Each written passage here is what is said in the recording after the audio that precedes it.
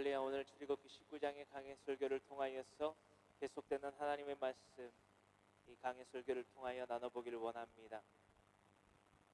신의 강야에 도착한 이스라엘 백성들의 그 배경과 사건과 등장의 인물, 또한 언어, 문화, 지리, 그 가운데 나타난 하나님의 영광을 통하여서 오늘 말씀 나누기를 원합니다. 우리가 지도를 보시면 나와 있는 바와 같이 르비딤으로부터 그리 멀지 아니한 신의 산이라는 거예요. 특히나 이 배경 가운데에서 등장하는 명칭들이 성경의 곳곳에 기록되어 있습니다. 호렙산, 신의 산, 혹은 모세의 산, 에벨무사라는 단어들로 통용하여서 쓰여지고 있다라는 것을 우리는 계속해서 살펴보고 있게 됩니다. 그 가운데에서 우리가 잊지 말아야 될 것은 오늘 이 출애굽기서 19장의 배경이 되는 신의 산, 하나님의 산, 호렙산, 모세의 산, 에벨무사라고 해도 과언이 아닌 그곳에서 펼쳐지는 하나님의 영광의 그림에 우리는 동참하게 되는 오늘날이라는 것입니다.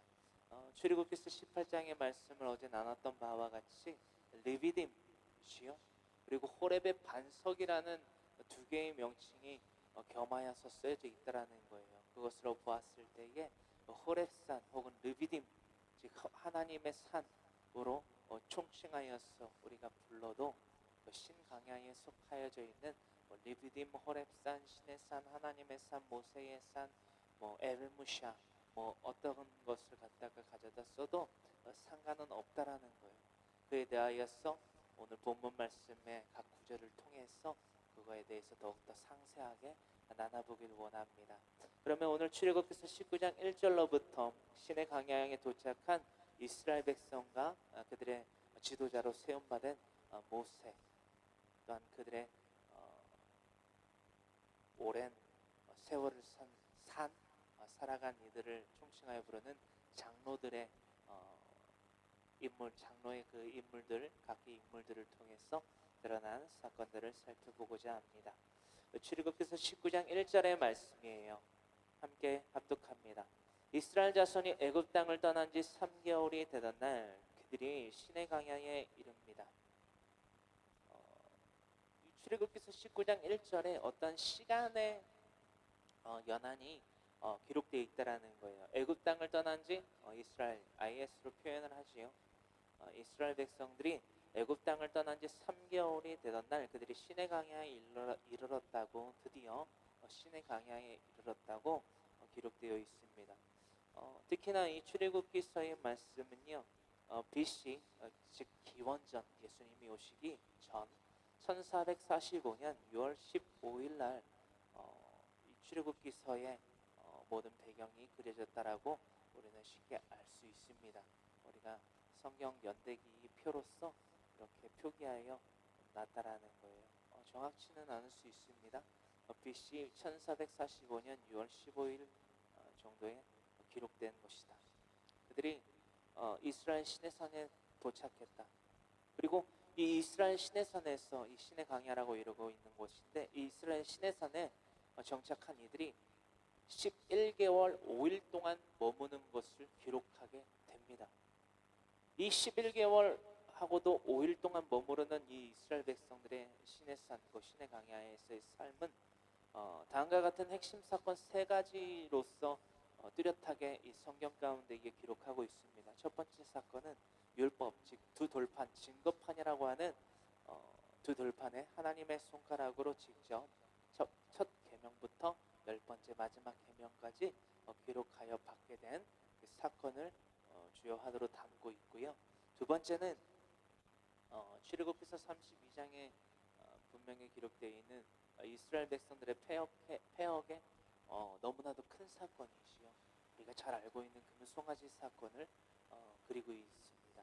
이것이 11개월 5일 동안 이스라엘 백성들이 시내산에 도착하여서 하나님 앞에서 행한, 또한 받은 사건의 두 가지고요.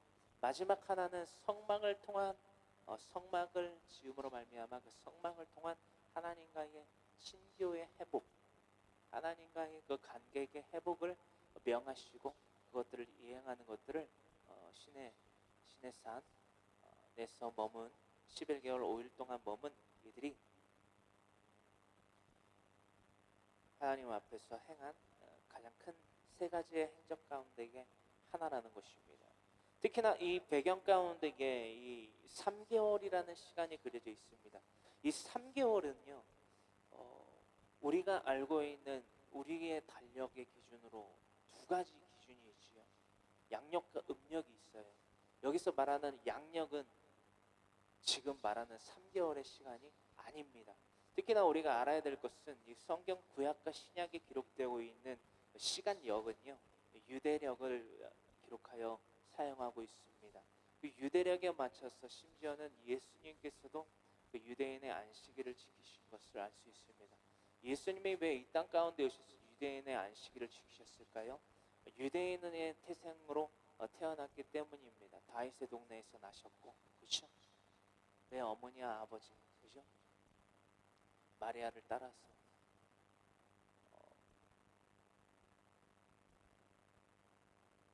유월절을 지키러, 명절을 지키러 올라갔다가 그 어머니의 손에 같이 올라갔는데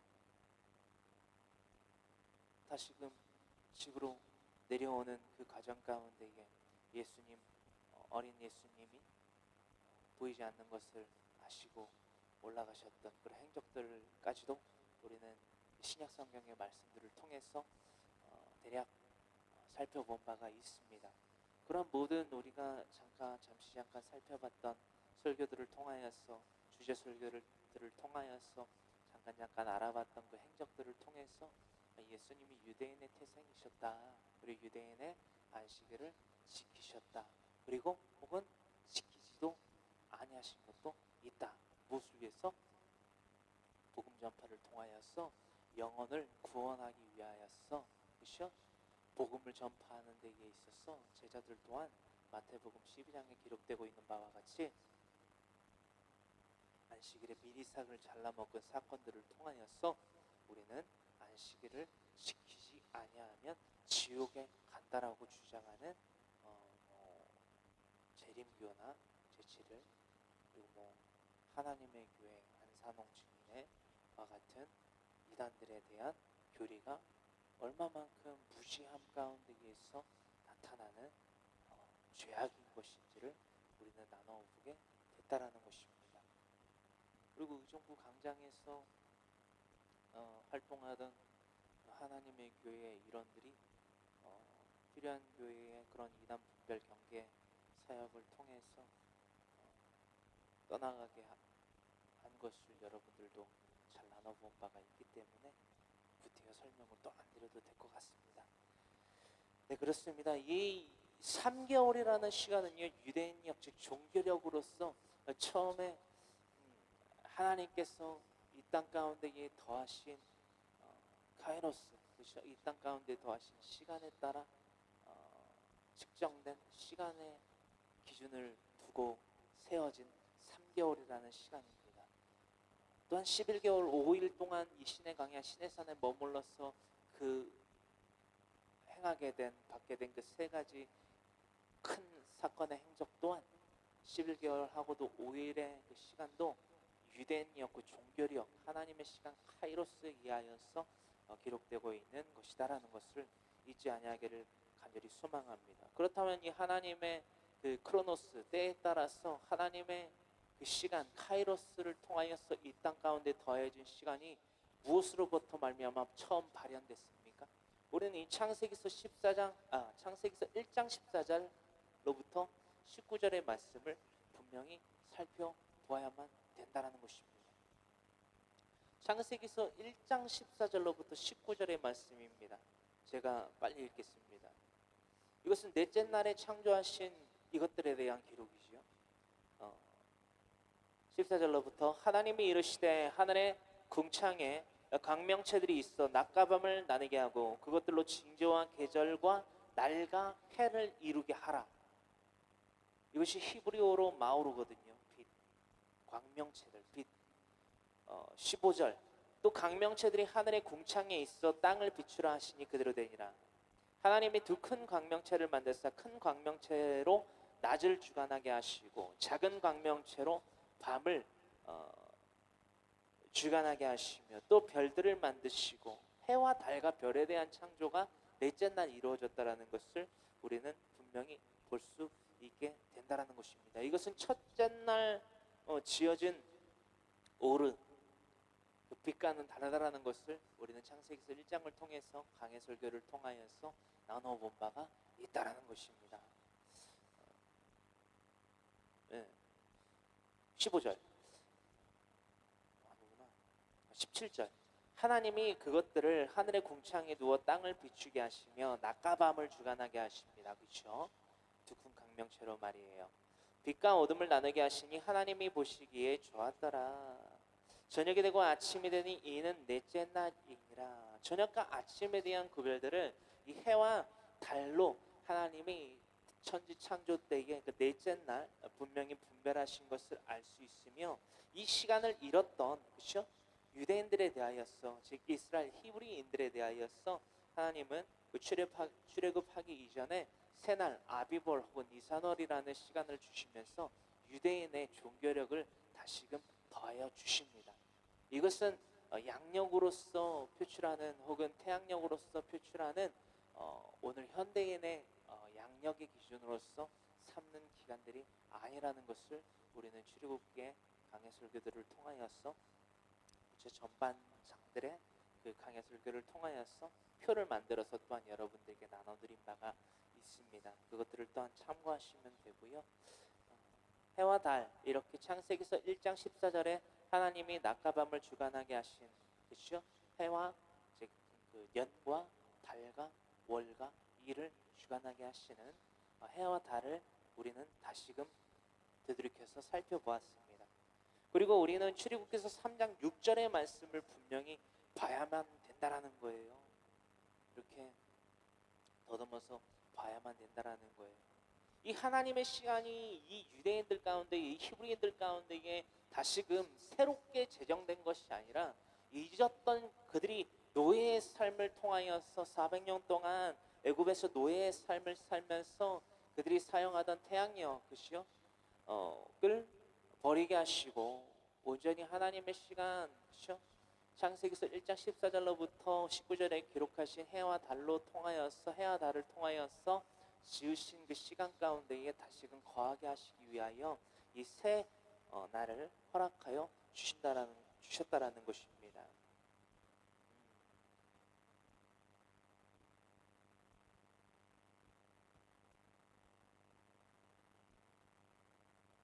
우리가 6월절의 제정에 대해서 우리가 살펴보기를 원합니다.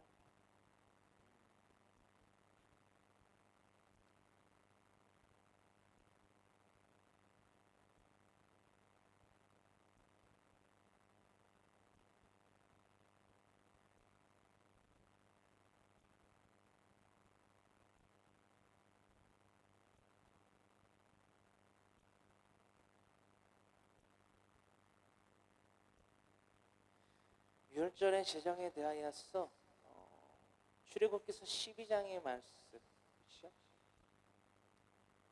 12장 2절로부터의 말씀을 우리가 살펴보길 원합니다.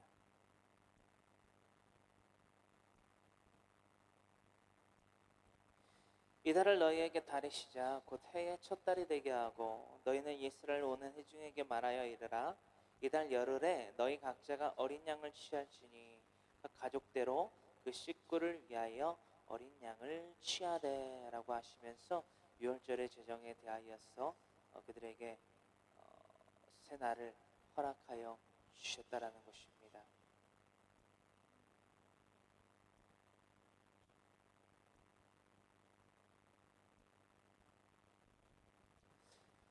그런데 이때로부터 시간이 지났어요.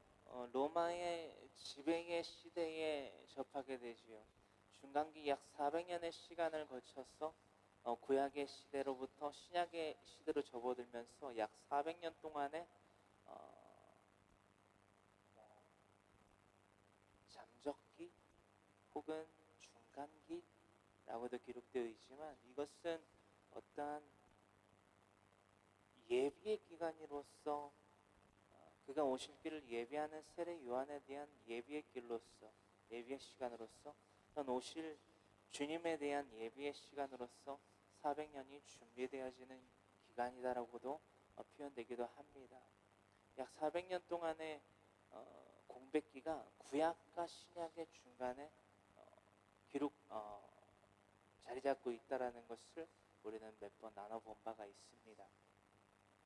그 시간이 지나서 그 중간기를 지나서 신약의 시대는 곧장 로마 지배의 시대로 전개되게 됩니다. 우리가 알고 있는 바와 같이 유대인들의 땅 가운데에 로마가 지배권을 가지고 그 지배권을 행사하는 시대의 배경을 우리는 신약의 성경의 배경으로 분명히 이해해야만 한다라는 것입니다. 그렇습니다. 애굽 땅 가운데에서 이스라엘 백성들이 자신들의 그 태양력으로 말미암아, 그죠? 혹은 뭐 민족력, 그죠? 뭐 민간력이라고도 하는 그 시간들을 통하여서 하나님의 백성인 히브리인들을 다스리고 노예화시키고 그들로 말미암아 자신들의 쾌락을 삼는 도구로 삼는 그 시간 가운데에 그들을 가두어뒀던 것과 같이 이 로마의 그 앞자기의 시간 가운데에서도 이들은 이 태양력을 사용하는 로마의 그 지배권 가운데에 살았다라는 거예요. 우리가 헤롯 왕이라고 하는 안티파스라고 하는 그 왕권의 통치 아래에 거하여 있던 배경이 바로 신약성경 그 가운데에서 사복음서의 핵심 배경이다라는 것들을 미리 말씀드리려니까는 말씀드리기가 좀 힘드네요 오늘. 헤롯 안티파스 통치권 아래에서 살던 것이 그 영향을 받았다라는 거예요. 어떤 영향이냐? 다시금 애굽 사람들이 애굽에 거하였던 이스라엘 백성 즉 히브리인들이 그 애굽의 시간력을 사용했던 것과 같이 이 중간계를 거쳐서 신약의 시대로 넘어오면서 유대인들 또한 바리새인과 사두개인파들의 중심으로 활동하던 그 유대인들이 율법의 주의자들이 많은 시간과의 정권과의 정치와의 그런 뭐랄까 화합이라고 하긴 그렇고요. 타협이 있었어요. 그래서 어떤 사건이 전개되냐면 양력과 음력을 겸하여 사용하는 행태가 나타나게 됩니다. 이게 무슨 말이냐면 우리가 아비벌로부터 즉 니산월로부터 시작으로 12월이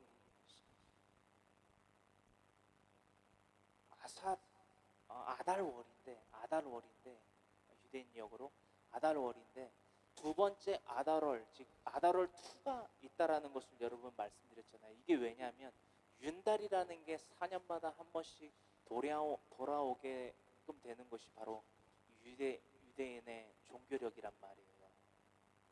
그렇죠? 우리가 사용하는 그 음력 기준, 그렇죠?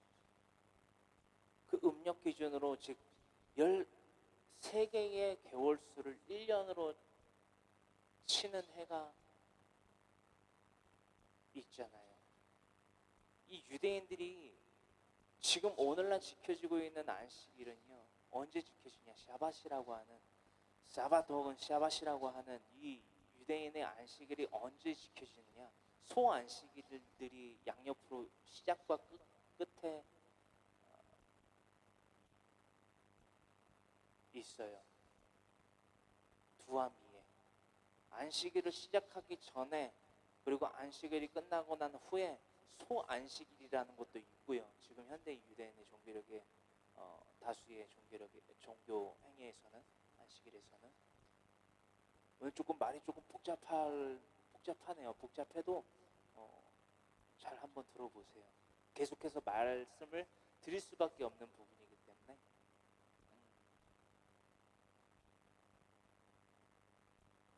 그들이 이 소안식일을 포함한 이 안식일이 언제 지켜지냐, 이 샤바시, 현대 지금 이스라엘에 살고 있는 유대인들이 금요일 날부터 지켜져요. 금요일 언제부터 지켜지느냐? 준비 기간은 오후 3시부터 시작됩니다. 모든 상가들이 문을 닫고요. 버스나 뭐 대중교통들이 유대인들이 운영하는 그런 공공기관 포함해서 운행을 하지 않습니다. 그때부터 모든 그 장사하는 유대인들이 다 문을 닫고 안식일을 준비해요. 그것이 뭐 소안식일일 수 있다라는 거죠. 그 안식일을 시작하는 본 안식일의 시간은 언제냐면 해가 질 무렵부터. 근데 이 해가 질 시간의 무렵이 9시일 수도 있고 그 훨씬 전일 수도 있어요. 9시 이후는 아니에요. 그 이전부터 이 안식일의 시작을 알립니다. 언제부터? 해가 지기부터. 왜 그러면 해가 지기부터 안식일이 시작되느냐? 하루의 주기가 24시간의 주기가 아니라 해가 질 때부터 그 다음날이 시작되는 거예요. 어떤 말씀인지 아시겠죠? 왜죠? 아까 우리가 나눴던 창세기서 1장 14절로부터 19절의 말씀에 그 계호가 고스란히 아직까지도 유대인의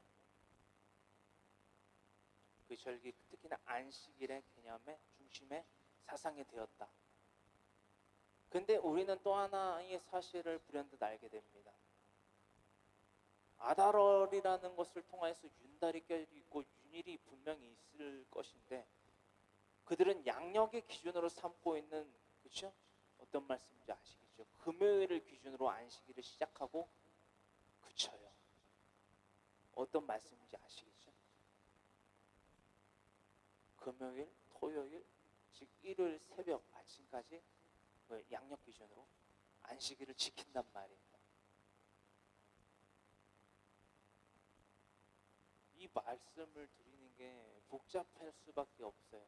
왜냐하면 음력과 양력을 같이 겸하여 섬기고 있는 것이 현대 이스라엘인들의 종교력이라고 하는 그 안식일에 대한 개념에 대한 약간 뭐랄까 완전치 못함이에요.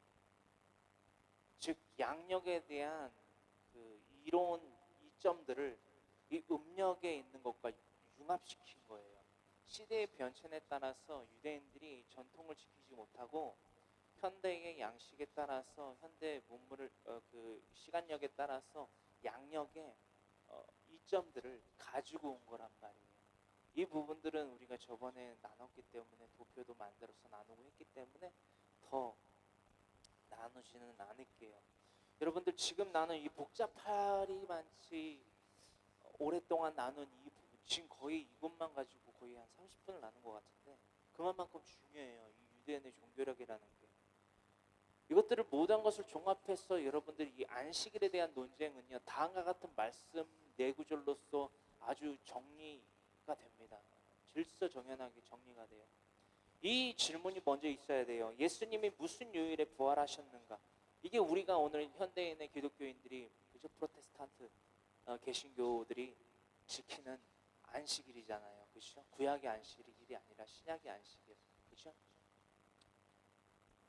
이 예수님이 언제 부활하셨는가, 즉 안식일이 우리의 안식일이 언제인가를 살펴보면 유대인들이 지켰던 그 안식일을 통하여서 우리들의 안식일이 왜 썬데이, 즉 일요일인지 분명하게 알려지게 된다라는 거예요. 신구약 기록 가운데 사용되는 시간력은 유대력, 즉 태음력임을 태음, 즉 태양이 빛을 감아여질 때, 진짜 해가 질 때를 말하는 거예요.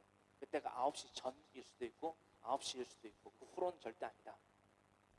이 태음력을 기준으로 삼고 있다는 것을 잊지 아니하시길 소망합니다. 신구약도 마찬가지예요. 신구약 통틀어서 그 기록 가운데 사용되는 시간력은 유대력, 즉 태음력의 기준으로 삼고 있다는 것입니다. 그러므로서 즉 안식일을 지키는 유대력을 기준으로 예수님이 못 박히시고 부활하셨다는 거예요. 그러면 예수님이 언제 못 박히시고 언제 부활하시는지에 대한 성경에 기록이 있느냐 없느냐? 있다라는 거예요. 적으세요. 너무 길기 때문에 4개를 다 읽을 수는 없습니다. 여러분들 적어두시고 이 말이 과연 맞는지 확인해 보세요. Y가 항상 중요하다고 그랬죠. 자, 마태복음 28장 1절로부터 말씀이에요. 안식일이 끝나고 부활하신 예수님. 즉 마가복음 16장 1절로부터 2절, 누가복음 24장 1절로부터 10절, 요한복음 20장 1절로부터, 마태복음 28장 1절로부터, 마가복음 16장 1절로부터, 누가복음 24장 1절로부터, 요한복음 20장 1절로부터 사복음서 가운데 이게 기록되고 있는 그 안식일에 대한 예수님의 십자가 사건과 부활 사건에 대한 그 시간적 기록을 유대인력에 의해서 저는 여러분들에게 오늘 나누고자 합니다. 그래서 재림교, 그죠? 재림교, 하나님의 교회, 이런 것들, 그죠? SDA라고 하나요? 삼육재단, 삼육두유. 여러분, 삼육두유가 안식일일 거예요. 그래서 2단거란 말이에요. 그래서 여러분들 행여나, 저도 옛날에는 어렸을 때는 모르고 누가 줘가지고 몇 번 먹어봤거든요. 그냥 두유예요. 근데 SDA라고 하는 재단 삼육두유 있잖아요. 삼육대학교 삼육두유, 특히 뭐 이렇게 대표적인 제품이 삼육두유가 있어서 말씀드려요. 이런 것들은 안식 재림교, 그죠? 안식 재림교의 그 2단의 상품이니까요. 절대 사 먹지 마십시오. 안식일과 예수님의 십자가 사건 부활 사건에 부활 사건에 대하여 다음 성경들이 기록되어 있다라는 것을 말씀드렸어요. 즉 예수님은 양력 기준 일요일에 부활하셨습니다. 그렇죠? 양력 기준의 일요일에 부활하셨어요. 어떻게 보면 음력과 양력을 겸하여 섬기고, 즉 양력에, 그러니까 유대인들이 양력의 이점을 가지고 와서 음력의, 즉 유대력과 태음력과 함께 태음과 태양력을 같이 사용한 거죠. 그것에 대한, 어찌 보면 하나님이 이 또한 이 시간에 대한 활용 또한 하나님이 예비하신 게 드러났다라는 거예요. 이 바리새인과 사두개파들의 그 행적들을 통해서 이거는 이제 신약에서 알아볼 거예요. 우리가 이 십자가 사건과 부활 사건을요, 이 시간의 활용들을 통하여서 저는 예비하셨다라고 생각을 합니다. 그래서 이 십자가 사건과 부활 사건이 유대력을 통하여서 유대인들이 사용하는 태음력과 태양력을 통하여서 증명됨을 통하여서 우리는 예수 그리스도의 십자가 사건과 부활 사건에 날마다 참여한다는 게 뭐죠? 기뻐하고 감사하는 공동체의 예배를 일요일날 드리는 것이다라는 것이죠. 더욱 중요한 것은 우리들의 삶 그 자체가 거룩히 구별된 영적 예배의 삶이, 도키마노의 삶이, 즉 독사주의의 삶이 되어야만 된다라는 것을 날마다 나누고 있다라는 거예요. 예수 그리스도에 대한 독사주의의 삶이 되어야만 한다. 도키마주의의 삶이 되어야만 한다. 로마서 12장 1절로부터 2절의 말씀입니다. 그러므로 형제들아, 내가 하나님의 모든 자비하심으로 너희를 권하노니 너희 몸을 하나님이 기뻐하시는 거룩한 산 제물로 드리라. 이는 너희가 드릴 영적 예배니라. 너희는 이 세대를 본받지 말고 오직 마음을 새롭게 함으로 변화를 받아 하나님의 선하시고 기뻐하시고 온전하신 뜻이 무엇인지 분별하도록 하라. 아멘. 이것이 우리가 드릴 하나님께 드릴 영적 예배, 이 독사조의 영광을 돌리는 삶, 그렇죠? 하나님께 영광을 돌리는 삶이라는 거예요.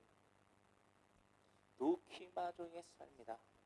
출애굽기서 19장 2절의 말씀입니다. 그들이 르비딤을 떠나 신의 광야에 이르러 그 광야에 장막을 치되 이스라엘이 거기 산 앞에 장막을 치니라. 하나님의 산고 호렙 신의 산 앞에다가 그 신의 광야에 이르러서 그 광야에서 장막을 쳤는데 이스라엘이 거기 산 앞에 장막을 쳤다라고 기록하고 있는 거예요. 호렙산, 신의 산, 모세의 산, 에벨무사 등 통칭하여 사용해도 무관하다라고 다시금 말씀드립니다. 르비딤의 지명. 그렇다면 르비딤이라는 지명은, 그렇죠? 출애굽기서 18장에 기록되고 있는 르비딤이 왜 신의 산, 신의 강야, 에벨모사 이런 것들로 왜 별칭으로 다르게 구별하여서 명칭이 지명이 기록되어 있느냐? 이거를 우리가 분명 알아야만 되겠죠. 왜냐? 각기 장소에서 나타난 하나님의 영광이 하나님의 영광이 그만큼 다르고, 그렇죠? 그 안에 담겨져 있는 메시지가 통일되어도 있지만 각기 구별되어도 있고, 그 가운데 행했던 사건들이, 이스라엘 백성들이 하나님 앞에 행했던 그 사건들조차도 각기 구별된 행위들이기 때문에 이것을 정확하게 분리하기 위하여서 이 별칭을 혼용하여 쓸 수도 있지만 구별하여서 사용하였다라는 것이 정확한 해석입니다. 출애굽기서 19장 3절로부터 8절의 말씀을 함께 합독합니다. 모세가 하나님 앞에 올라가니 여호와께서 산에서 그를 불러 말씀하시되 너는 이같이 야곱의 집에 말하고 이스라엘 자손들에게 말하라. 내가 애굽 사람에게 어떻게 행하였음가? 내가 어떻게 독수리 날개로 너희를 업어 내게로 인도하였음을 너희가 보았느니라.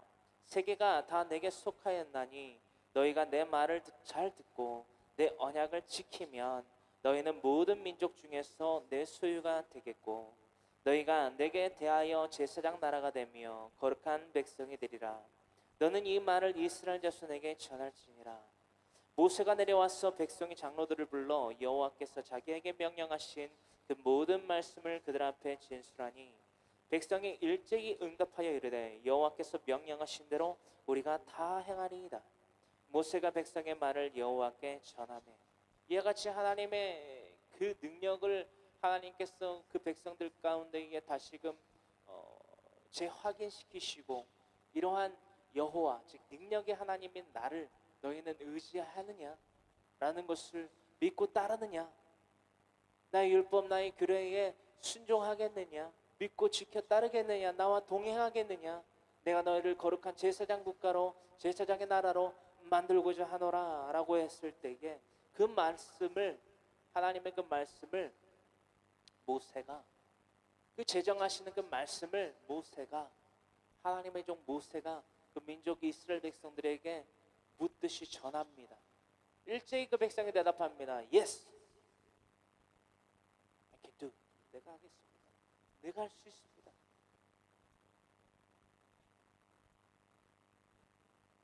장로들의 그 인계함을 통하여서, 장로들에게 인계함을 통하여서 이스라엘 백성들에게 이 질문을 했다라는 거예요.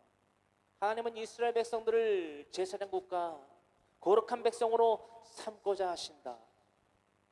즉 신정 통치라는 거예요. 하나님이 다스리시는 나라, 하나님이 다스리시는 주권, 하나님의 주권을 행사하시는 나라, 제사장 국가, 거룩한 백성.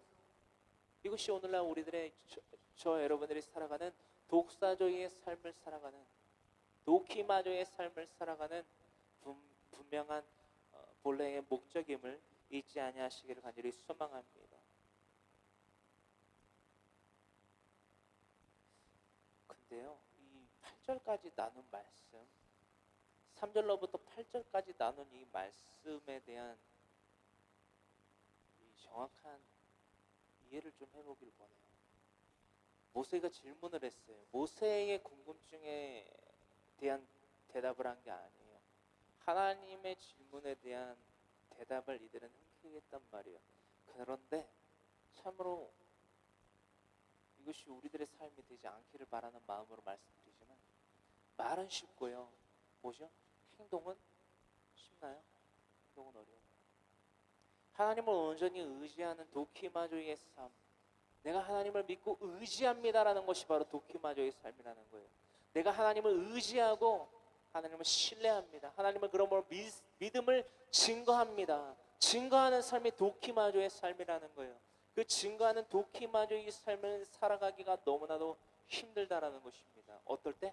내 힘대로, 내 능력대로, 내 말대로 살아가려 할 때, 온전한 하나님의 말씀으로 무장되어서 하나님의 선하시고 온전하신 뜻이 무엇인지 분별함으로 말미암아 우리가 드릴 영적 예배를 하나님께 드렸을 때에 독사조, 하나님께 영광의 삶을, 영광을 돌리는 삶이 되는 것이며, 날마다 하나님께 나아가 하나님을 배우는 독사조의 삶을 사는 것이며, 독사조의 뜻이 두 가지라 했어요. 영광과 하나님과, 하나님에게 날마다 나아가 하나님을 배우는 것, 그렇죠? 그것이 우리가 되어야 된다는 것이지요.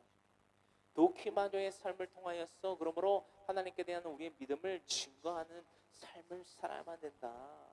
날마다 우리가 이것을 나누고 있다는 거예요. 하나님을 의지하지 않으면요, 우리 안에서는 결코 선한 것이 나올래야 나올 수가 없습니다. 태초로부터 아담과 하와가 받은 문제 가운데 이 아담이 받은 문제 그 죄악이 뭐예요? 저주가 뭐예요? 가시와 엉겅퀴를 내는 것이었습니다. 밭에 소산을 내어서 이마에 땀방울을 흘리지 않고서는 얻을 소산이 먹을 것이 없는 그 저주뿐만이 아니라 그 땅 가운데 있어서 자신의 육체의 그 사락스로 말미암아 얻게 되는 것은 가시와 엉겅퀴지 헛된 영광밖에 없다라는 것을 우리는 날마다 나누고 있다라는 거예요. 허나 우리는 날마다 이스라엘 백성들과 같이 이렇게 말하고 있지는 않냐라는 거예요. 하나님이 그 질문하실 때에는 이 핵심이 담겨져 있다라는 것입니다. 우리는 잊지 말아야만 합니다. 내가 4절입니다. 내가 애굽 사람에게 어떻게 행하였음가? 내가 어떻게 독수리 날개로 너희를 업어 내게로 인도하였음을 너희가 보았느니라. 이것이 하나님이 나타나시는 히브리어 오트 그리고 헬라어로는 세메이온의 표적, 그렇죠? 하나님의 나타나시는 영광의 표적의 목적이라는 것입니다. 알게 하시는 거예요. 누구를? 여호와, 즉 능력의 하나님의 능력을 알게 하심으로 말미암아 내가 믿고 신뢰하고, 그렇죠? 전파할 수밖에 없는 대상이구나. 내가 그 앞에 나아가서 날마다 나아가서 영광을 돌리는 독사조의 삶을 살아야 되는구나. 내가 이 모든 것을 통틀어서 도키마저 믿음에 대한 시험에 통과하는 자가 되어야 되는구나 라는 것들을 증명하는 삶을 살아야만 된다는 것입니다. 할렐루야. 우리는 이것을 결코 잊어서는 안 돼요. 그렇습니다. 이스라엘 또한 우리 또한 잊지 말아야만 했습니다. 하나님의 능력과 은혜로 말미암아 노예의 삶을 청산할 뿐만 아니라 4대 즉 400년 동안의 노예의 삶을 청산할 뿐만 아니라 아주 빠르고 안전하게 바뀌게 하신 그 신분 상승을 하게 하신, 바뀌었잖아요. 신분이 노예에서 하나님의 자녀, 하나님의 거룩한 제사장 백성으로 살아갈 기회를 얻게 되었잖아요. 생명의 구원을 얻은 것뿐만이 아니라 하나님의 영광에 참여할 수 있는 하나님의 거룩한 제사장 나라가 될 수 있는 기회를 얻었잖아요. 즉 노예에서 하나님의 제사장과 하나님의 자녀로서 살아갈 수 있는 신분의 상승에 대한 기회를 얻었다라는 거예요. 여러분, 하나님께서 이 4절의 말씀에서 말하십니다. 내가 어떻게 독수리 날개로 너희를 업어 내게로 인도하였음을 너희가 보았지 않느냐. 하나님이 이렇게 인격적으로 우리가 알아들을 수 있는, 즉 이스라엘 현대 그때 당시에 이스라엘 백성들이 알아들을 수밖에 없는 언어의 표현으로서 이들에게 이렇게 더하셨다라는 거예요. 이것을 신명기서 32장 9절로부터 13절의 말씀에 모세가 이렇게 다음과 같이 기록하고 있습니다. 신명기서 32장 9절의 말씀으로부터 13절에 이르러서까지 하나님의 이 독수리가 날개로 업어서 그 새끼들을 업어서 활강하여서 그들을 안전하게 이끌어 애굽에서부터 이끌어낸 것과 같이 이 표현을요, 하나님이 사용하신 이 표현을요, 신명기서의 32장 9절의 말씀을 통하여서 모세는 또한 다음과 같이 기록했다라는 거예요. 신명기서 32장 9절로부터 13절의 말씀입니다. 여호와의 분깃은 자기 백성이라. 그렇죠? 거룩한 제사장 나라. 그렇죠? 거룩한 백성, 하나님의 자녀. 이 이스라엘 백성들, 이것이 여호와의 분깃이었다라는 것입니다. 하나님이 받고자 하시는 예외의 백성. 그렇죠? 하나님의 분깃. 이 하나님의 분깃이라는 표현이요, 참으로 우리에게 와닿아야만 합니다. 우리는 하나님의 분깃이 되어야만 해요. 할렐루야. 하나님이 기뻐하시고 하나님이 사랑하실 만한 예수님께서 세례 요한에게 요단강에서 세례를 받고 올라오신 직후에 궁창이 열리고 하늘로부터 나는 소리가 있어 내 사랑하는 자여 기뻐하는 자니라 라는 그 인심을, 그 자녀에 대한 인심을 받고 기쁨에 대한 인심을 받고 사랑에 대한 그 인심을 받으셨던 인자이신 예수님께서 받으신 그 인심을 저와 여러분들도 하나님께 받아 누리시게 되는 믿음 가진 자들 되기를 간절히 소망합니다. 그렇습니다. 야곱은 그가 택하신 기업이었습니다. 10절입니다. 여호와께서 그를 항무지에서 짐승이 부르짖는 광야에서 만나시고 호위하시며 보호하시며 자기의 눈동자같이 지키셨도다. 여러분, 이 말씀 다 뭔지 인식하시죠? 출애굽 광야에서 겪은 이들의 삶, 적과 꿀, 그렇죠? 가나안 땅에서 먹게 될 것보다, 그렇죠? 먹지 못했지만 대부분 이들이 하늘 양식을 먹었다라는 거예요. 반석에서 꿀과 기름을 내어 마시게 하셨다라는 것을 우리는 나눴기 때문에 드디어 또 나누진 않겠습니다. 하지만 계속 또한 나누고 있네요. 11절입니다. 마치 그 4절의 말씀에 대하여서 다시금 이렇게 표현합니다. 마치 독수리가 자기의 보금자리를 어지럽게 하며 자기의 새끼 위에 너풀거리며 그의 날개를 펴서 새끼를 받으며 그의 날개 위에 그것을 엎는 것 같이. 할렐루야. 출애굽기서 19장 4절의 말씀을 다음과 같이 기록하고 있다라는 것입니다. 내가 어떻게 독수리 날개로 너희를 업어 내게로 인도하였음을 너희가 보았느니라. 보았다라는 것을 다시금 신명기서 32장의 말씀을 통하여서 특히나 11절의 말씀을 통하여서 이렇게 기록하고 있다라는 것입니다.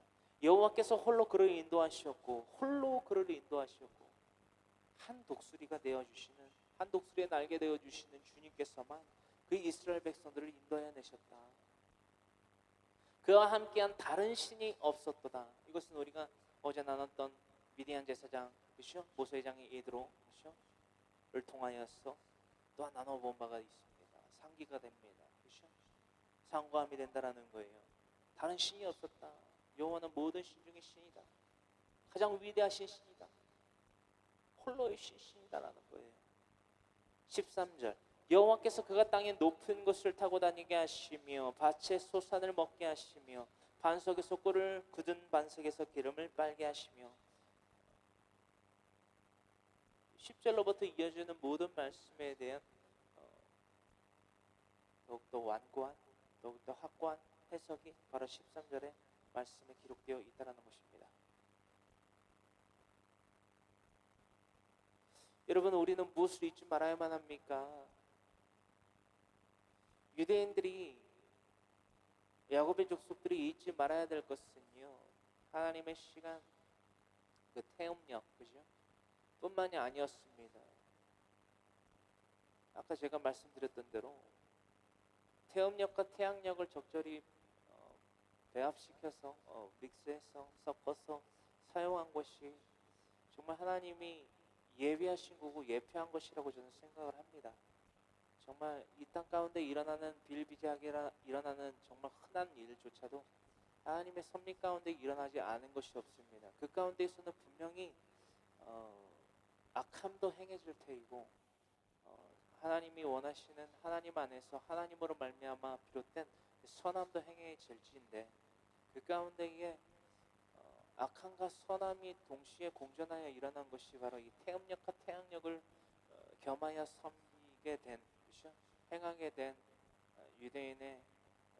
유대인들의 행실이 아니었는가. 저는 예수님의 부활하심과 그 안식일의 논쟁에 대한 마침표에 대해서 그렇게 정의하고 있습니다.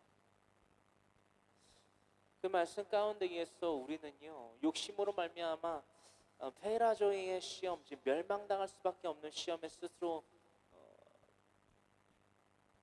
처해서는 안 된다라는 거예요. 이 말씀들을 통하여서 우리는 하나님의 자녀들, 하나님의 제사장, 국가, 도키마주의 삶을 살아가는 하나님께 영광을 돌리는 영적 예배를 드리는 자들이 되어야만 된다라는 것을 우리는 분명히 보아야만 한다라는 것입니다. 신약 성서 가운데에서 갈라디아서 4장 8절로부터 9절의 말씀을 나눠보기를 원하는데요. 특히나 갈라디아서는 이 사도 바울의 서신서 가운데의 하나인 이 갈라디아서는 율법주의자들이 갈라디아에 있는 그리스도인들을 예수님을 믿는 그 그리스도인들을 율법으로 말미암아 미혹하고 적당히 그 복음에 대하여서 타협하게 만드는 그런 뱀과 같은 역할들을 하는 그 행적에 대하여서 경계하고 권면하고 교훈하고 가르치는 서신서로 유명합니다. 이처럼 이 말씀을 통해서 우리는 도키마조의 삶을 살아야만 된다는 것이에요. 이 세대를 분별해야 됐습니다. 이때 즉 갈라디아 교회 교인들이 갈라디아에 있는 교인들이 그 세대 당시에 그 세대를 분별해야만 했으며 또한 우리가 살아가는 오늘날의 이 땅 가운데에 우리가 영적 분별력을 하나님의 말씀으로 갖게 되는 귀한 시간들 되기를 간절히 소망합니다. 갈라디아서 4장 8절로부터 9절의 말씀입니다. 그러나 너희가 그때에는 즉 율법 아래에 매여 있을 때를 의미하지요. 그러나 너희가 그때에는 하나님을 알지 못하여 본질상 하나님이 아닌 자들에게 종노릇 하였더니 이제는 너희가 하나님을 알 뿐 아니라 더욱이 하나님이 아신 바 되었거늘 어찌하여 다시 약하고 천박한 초등학문으로 돌아가서 다시 그들에게 종노릇 하려 하느냐. 갈라디아에 있는 교인들을 유혹하는 율법주의자들에 대한 경계이며 분별이며 교훈이며 경고이시요. 여러분, 이처럼 그때나 지금이나 하나님의 사람들은요 그렇게 하나님 앞에 구별되어야만 했습니다. 성결케 되어야만 됐다라는 거예요. 그리고 돼야만 합니다.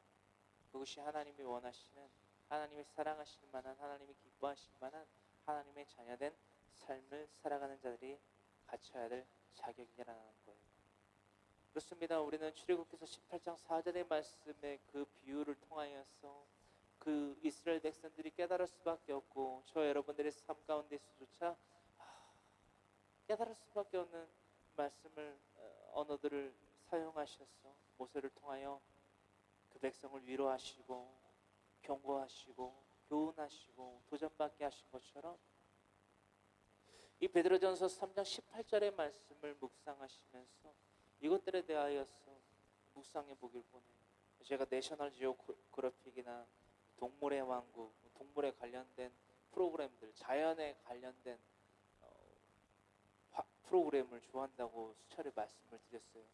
그 가운데에서 저는 이 다음과 같은 이 베드로전서 3장 18절의 말씀이 이 화면, 이 영상들과 매칭이 되더라고요. 영상을 준비한 게 아니라요.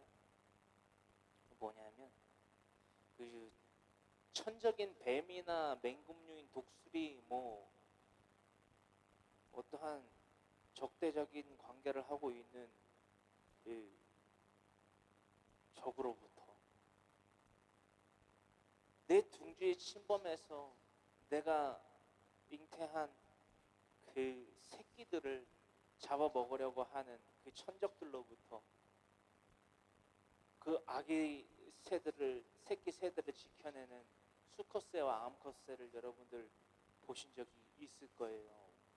적어도 한두 번쯤은 다 있을 거라고 생각을 합니다. 정말 이 출애굽기서 18장 4절의 말씀 그리고 사도 바울이 더하였던 갈라디아서 4장 8절로부터 9절의 말씀 또한 예수님의 행하신 것들을 베드로전서 3장 18절에는 다음과 같이 기록하고 있음을 통하여서 세계를 지키기 위한 어미새의 정말 필사적인 사명, 예수님의 그 사명, 우리를 위하여 베푸신 그 사랑의 확증에 대해서 깨닫게 되었다라는 것입니다. 베드로전서 3장 18절의 말씀입니다. 그리스도께서 단번에 죄를 위하여 죽으사 어떤 한치의 망설임도 없이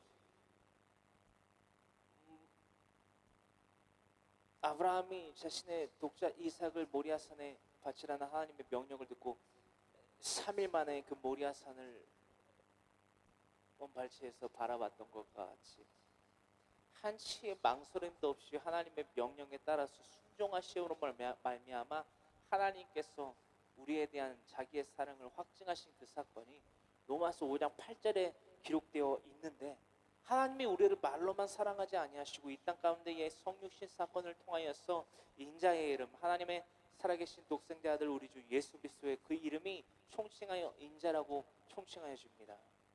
이 총칭으로 인자 되신 예수님께서 우리를 위하여 십자가에 달려 돌아가셨는데 어떻게 달려 돌아가시느냐? 단번에. 여러분,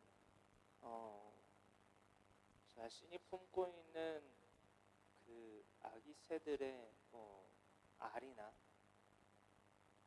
이제 막 잉태해서 짹짹짹짹 거리는 소리를 듣고 먹잇감이다 하고 뱀이나 맹금류들이 자신이 지키고 있는 새 우리를 침범하여 왔을 때 아비새와 어미새가 단 한 치의 망설임이라도 있다면 그 새들은 분명히 결단코 죽습니다. 순종이 이런 거예요. 여러분, 순종은요 망설임이 없어야 된다는 거예요. 순종은요 결단이에요. 이스라엘 백성들이 하나님 앞에서 모세를 통하여서 장로들을 통하여서 더하여진 하나님의 질문에 대하여서 내가 너희를 거룩한 제사장 국가가 되게 하고 거룩한 백성이 되게 하고자 한다. 내가 너희에게 정한 율법을 규례를 율례를 지켜 행하겠느냐? 라는 질문을 더했을 때 이들이 Yes, of course. 물론이죠. 예, 그러하겠습니다. 당장에 대답을 했다는 거예요. 당장을 대답하는 것에서 그치는 것만이 아니라 좋습니다. 그것이 결단이라 한다면, 그것이 마음에까지 이르는 결단이었다면 그것을 지켜 결단코 이렇게 행해야만 된다라는 거예요. 우리가 오늘날 예수님을 믿는다라고 말은 하지만 우리 안에 가운데에서 선한 열매가 나오지 아니하는 결과는 이것을 의미하고 있다라는 것입니다. 우리는 결단은 했는지 모르겠지만 믿음으로까지 그것을 귀결시키지 못했다. 열매를 맺는 데까지 우리가 귀결시키지 못한다. 날마다 이것을 맺는 것이 성령 충만의 삶이며 결국에 이르는 성화의 삶일진데 우리는 이 성령 충만의 삶을 살아가지 못하고 있다. 이 성령 충만의 삶은 또 다른 말로 뉴칠해와 고칠계를 통한 회개의 삶이라고 하는데 이 회개의 삶을 우리는 살아가지 못하고 있다. 왜? 육으로 난 것은 육이기 때문에. 육으로 나는 것은 육으로 낼 수 있는 수소는 가시와 엉겅퀴이기 때문에 우리는 이 거짓말을 하고 있다라는 거예요. 우리는 이스라엘 백성들과 같이 이런 똑같은 거짓말을 하고 있다라는 거예요. 예, 내가 주님을 믿습니다. 제가 예수님을 믿습니다. 날마다 나를 부인하고 나에게 맡겨진 예수 그리스도의 그 십자가를 지고 십자가의 길을 걷겠습니다. 예수님을 따르겠습니다. 라고 말은 하고 있지만 실상 그게 아니라는 거예요. 예수님은 하지만 말로만 우리를 사랑하지 아니하셨어요. 말로만 하나님께 독사적으로 영광을 돌리는 삶을 살아가지 아니하셨다라는 거예요. 그러므로 말미암아 스스로 페이라조의 멸망할 수밖에 없는 시험에 처하지 아니하셨다라는 거예요.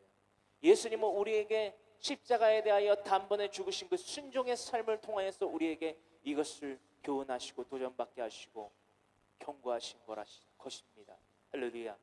예수 그리스도를 믿는다고 하는 것은요 예수 그리스도를 따르는 거예요. 예수님께서 보이신 그 장자에 본 그 순종, 완전한 그 순종, 단번에 십자가에 대하여 박히신 그 행적들을 똑같이 따라 살아가는 거예요. 그게 뉴칠해와 고칠계의 회개의 삶을 살아가는 하나님의 사람들, 성령의 사람들의 믿음임을 우리는 잊지 않아야만 합니다. 날마다 우리는 말해요. 지금은 아닌 것 같은데, 지금 내가 이 사람한테 복음을 전했다가는 반감을 가질 것 같은데, 그건 여러분들 스스로가 하나님이 된 거예요. 하나님의 때 크로노스와 하나님의 시간 카이로스를 여러분들의 때와 여러분들의 시간에 맞춘 거잖아요. 그렇죠? 그거는 뭐예요? 여러분이 하나님에 대해서 크로노스와 카이로스를 주관하는 주관자의 삶을 사는 거예요. 전쟁에 나아간 장수가 있어요. 졸병들이 있어요. 군사가 있단 말이에요. 여러분들은 하나님의 군사란 말입니다. 제가 1000부장, 100부장, 50부장, 10부장 정도가 된다면 여러분들은 그에 속하여 있는 1000에, 그렇죠? 그건 100에, 50에, 10에 속하여 있는 군사란 말이에요. 그렇죠? 이 군사가 1000부장의 명령에 어떤 명령? 진격 앞으로라고 했는데 그 1000명에 속하여져 있는 1000부장의 명령을 하달받은 병사 가운데 하나가 지금은 포탄이 날아오고 있습니다. 지금은 적군의 기관총이 난사를 하고 있습니다. 저 기관총에 그 탄창에 들어있는 탄창이 다 고갈되면 적군이 탄창을 갈아 낄 테니 그때를 우리가 틈타서 저들을 칩시다. 자기가 천부장이 되는 거잖아요. 그렇죠? 어떤 말씀 이해 안 되십니까? 우리가 이러고 살아가고 있다라는 거예요. 정말 적절한 비유로 말씀드리는데 이렇게 말씀드려도 순종에 대한 믿음에 대한 하나님의 신뢰에 대한 하나님의 명령에 대한 개념을 못 잡고 있다면 이거는 정말 저는 어떻게 할지를 모르겠어요.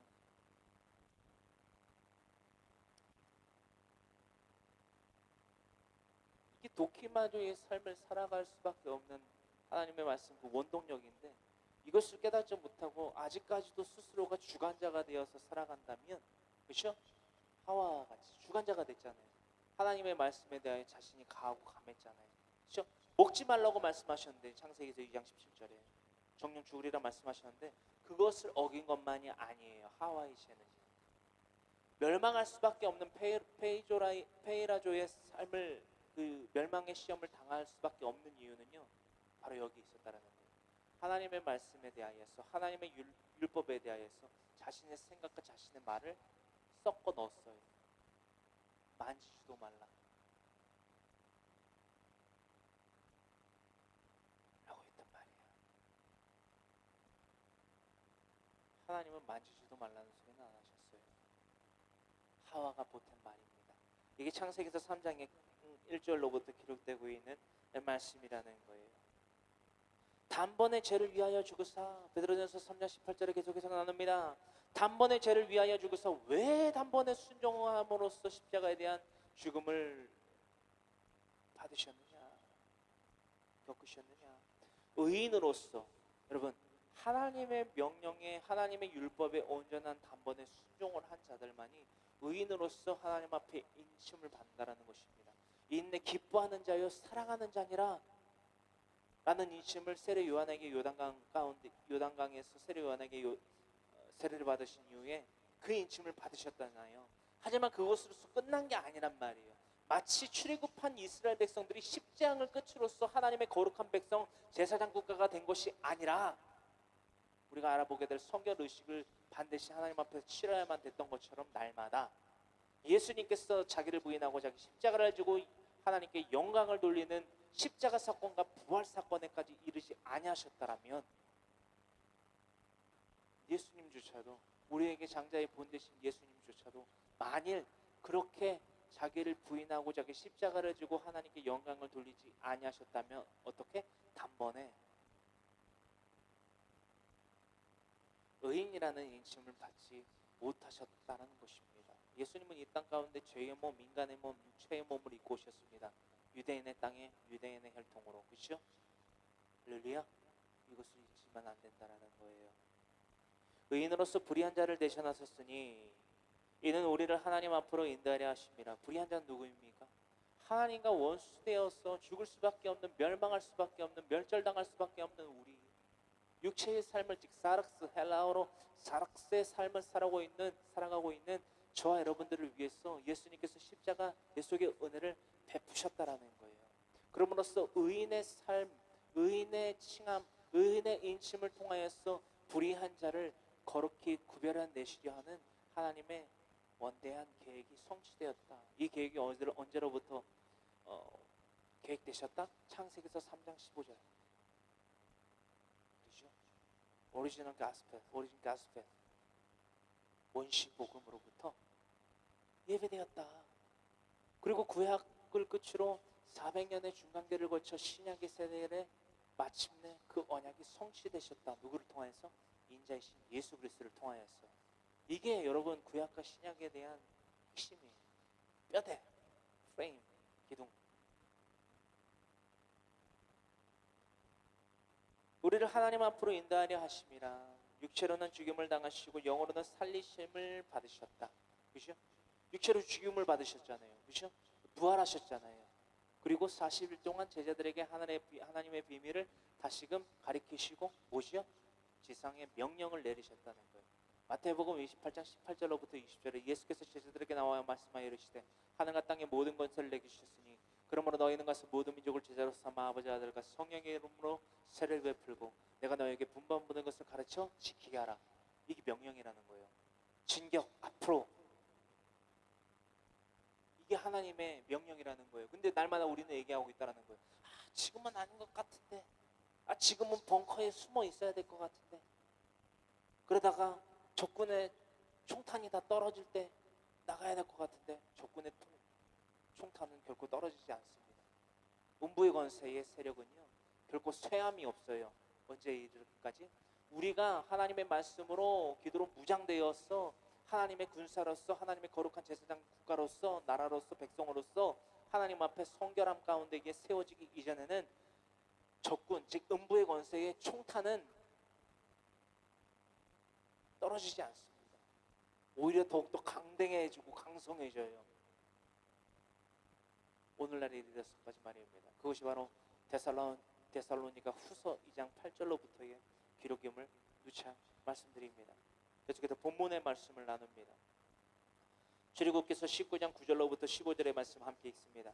여호와께서 모세에게 이르시되 내가 빽빽한 구름 가운데에서 내게 임함은 내가 너와 말하는 것을 백성들이 듣게 하며 또한 너를 영영히 믿게 하려 함이니라. 내가 세운 지도자, 내가 세운 나의, 그렇죠? 마치 결혼을 할 때도 그렇잖아요. 중매자가 있는 것처럼 하나님은 우리를 제사장 국가로 삼고자 하신가 더불어서 우리를 신부 삼고자 하신다라는 것을 신약 성경 가운데에서도 강력히 드러나는 속성임을 미리 나눕니다. 하나님은 우리의 신랑 되세요. 우리는 주님의 신부가 되어야만 합니다. 이것은요, 여러분 이 땅 가운데에서도 결혼을 하자 시집 장가를 가잖아요. 얼마나 그날이 기뻐요. 그렇죠? 모든 이들이 기뻐할 만한 잔치의 날이잖아요. 그렇죠? 우리가 훗날 예수님께서 재림하신 때에 공중에서 주님을 영접하며 주님께 들려 올림을 받을 때에 그때가 정말 우리가 주님의 신부 되고 주님께서 우리의 신랑 되심으로 말미암아 그 만나는 그날이 얼마나 기쁘겠냐는 거예요. 이 날을 위해서 살아가야 되는데 우리는 날마다 지금은 아닌 것 같은데,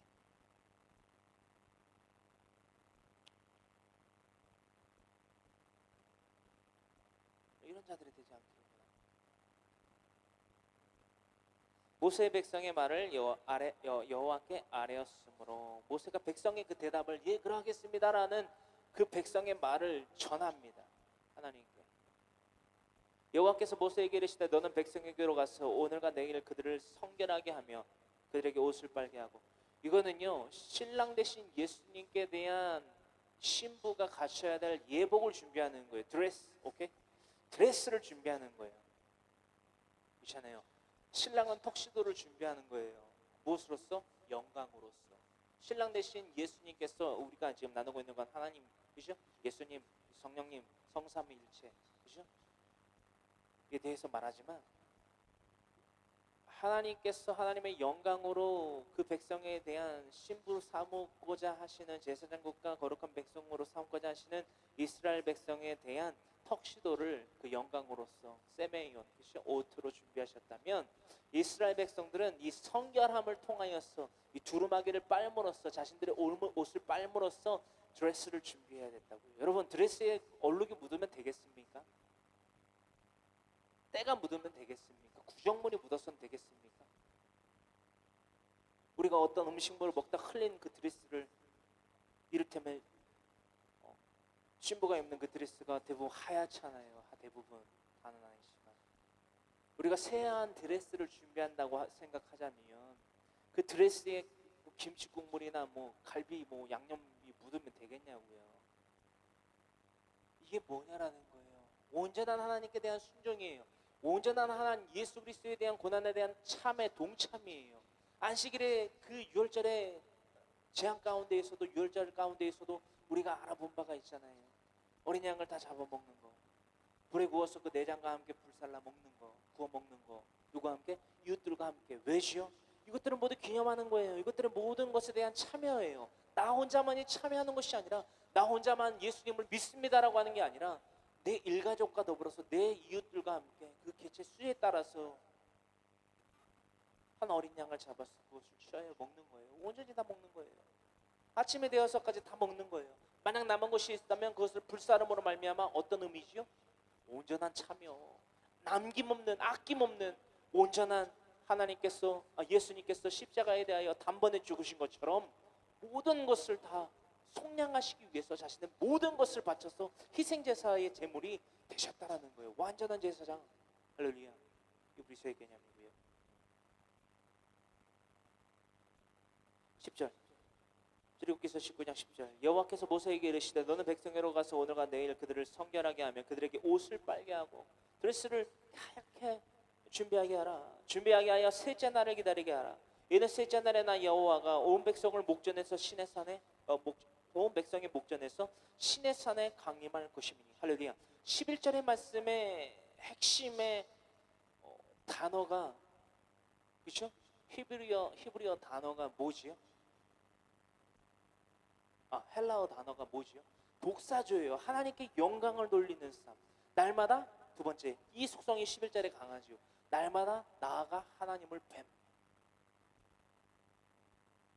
날마다 하나님 앞에 나아가 하나님을 뵌다라는 독사조의 헬라어 단어가 여기 지금 대입이 되는 거예요, 여러분. 온 백성의 목전에서 신의 산에 강림할 것이니. 12절 너는 백성을 위하여 주의 경계를 정하고 이르기를 너희는 삼가 산에 오르거나 그 경계를 침범하지 말지니 산을 침범하는 자는 반드시 죽임을 당할 것이라. 구별이지요. 그런 자에게는 손을 대지 말고 돌로 쳐 죽이거나 화살로 쏘아 죽여야 하리니 짐승이나 사람을 막론하고 살아남지 못하리라 하고 나팔을 길게 불거든 산 앞에 이를 것이니라 하라. 모세가 산에서 내려와 백성에게 이르러 백성을 성결하게 하니 그들이 자기 옷을 빨더라. 모세가 백성에게 이르되 준비하여 셋째 날을 기다리고 여인을 가까이 하지 말라 하니라. 하나님은요 이제는 모세뿐만이 아닌 이스라엘 백성 모두에게 현현 즉 나타내어 자신을 보이고 알리고자 하신다라는 속성이 강하게 드러난 말씀의 15절까지의 말씀입니다. 이는 여호와 하나님의 능력을 그 능력의 하나님을 이스라엘 백성들이 온전히 의지하고 따르게 하는 대상으로 삼게 하려 하시는 하나님의 청사진입니다. 할렐루야. 우리가 신약의 성경에서 오병이의 기적, 눈을 뜨게 하신 기적, 죽은 이를 살아나게 하신 기적, 귀신을 쫓아내게 하신 기적, 그렇죠? 그 모든 표적 세메이온 가운데의 핵심이 뭐라고 했지요? 하늘의 뜻을 알게 하려 하신 이게 표적이거든요. 세메이온. 히브리어로는 오트라고 하는 이 표적들을 이 하나님의 영광을 나타내시기 위해서 이들 가운데에 행하셨는데 이 영광을 구체적으로 이스라엘 백성들에게 또는 우리에게 나타나시는 하나님의 영광을 구체적으로 풀어서 말씀드리면 하나님을 온전히 의지하고 따르는 대상으로 삼기에 부족함 없게 하시려고 이 먹을 것, 입을 것, 마실 것 오늘날 나누게 되는 이 성결 의식에 대한 것들조차도 다 베푸시는 것이다. 로 여러분들에게 정리하여 말씀드리고자 합니다. 그 하나님을 온전히 의지하고 따르게 하는 그 참으로 오늘날 우리가 믿는다라고 하는 것들을요 증명하기 위한 도키마조이시요. 도키마조 믿음에 대한 시험, 그죠? 이 도키마조에 대한 성결의 증표를 요구하십니다. 이것들을 모세를 중간에 두고서 이스라엘 백성들에게 전하라 하신 거예요. 행하라 말씀하신 거예요. 성결의 시. 자신은 옷을 빨아라. 여인을 가까이 하지 말라. 그것이 바로 이스라엘 백성들에게는요 옷을 빠는 행위였습니다. 상징적으로는 오늘날 저 여러분들이 날마다 회개하는 것을 의미하는 것이지요. 이스라엘 백성들에게는 이렇게 옷을 빠는 행위가 그 성결의 증표를 취하는 도키마조의 시험에 대한 응답이지요. 믿음의 응답이었다라는 거예요. 믿음의 증거라는 거예요. 이는 하나님께 나아가는 자가 아이와 같이 맑고 깨끗하지 않으면 안 된다라는 의미를 나타내고 있습니다. 드레스가 그렇죠? 더럽혀진 신부를 누가 어떤 신랑이 물론 예뻐는 하겠지만 그렇죠? 이 성경에서의 하나님의 관점에서는 그것이 결코 아니었다라는 거예요. 왜 아니죠? 그것을 어기는 자들은 돌로 쳐 죽이고 화살로 쏴 죽여라. 짐승이건 사람이건 즉 하나님이 지으신 피조만물 중에 상위 피조물이 있고 하위 피조물이 있다라고 말씀을 드렸죠. 상위 피조물이건 가장 먼저 하위 피조물인 짐승이건 상위 피조물인 하나님의 형상에 따라 지음받은 사람이건 그렇죠? 히브리어로 마우트라고 하는데 마우르였나? 죄송합니다. 제가 갑자기 생각나려고 하니까 죄송합니다. 마우트가 아니라 데무트가 히브리어로 모양이었고 찰렘이 형상이었죠. 제가 요즘에 뇌를 너무 많이 쓰임받고 있나 봐요. 하나님한테. 그래서 버퍼링이 옵니다. 죄송해요. 네.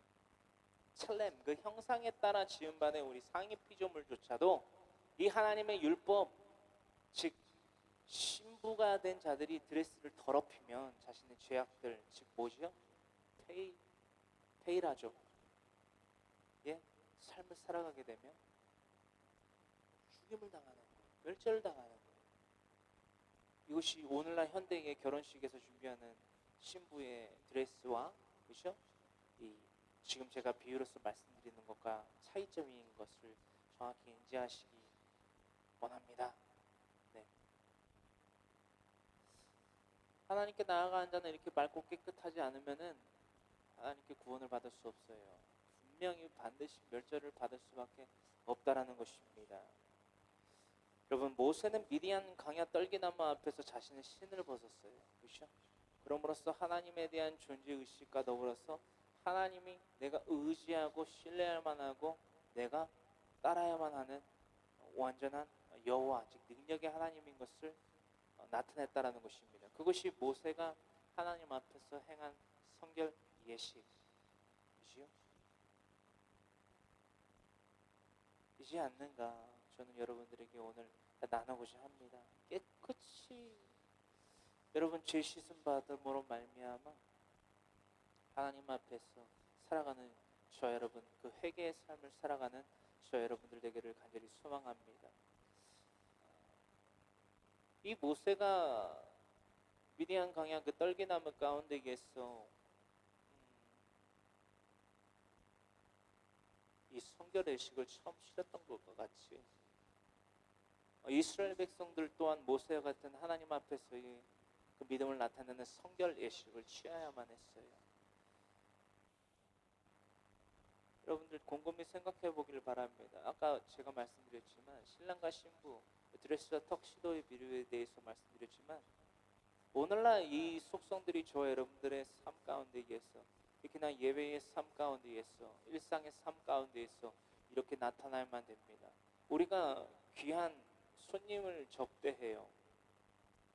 혹은 귀한 자리에 선약에 있어서 그 선약에 필요한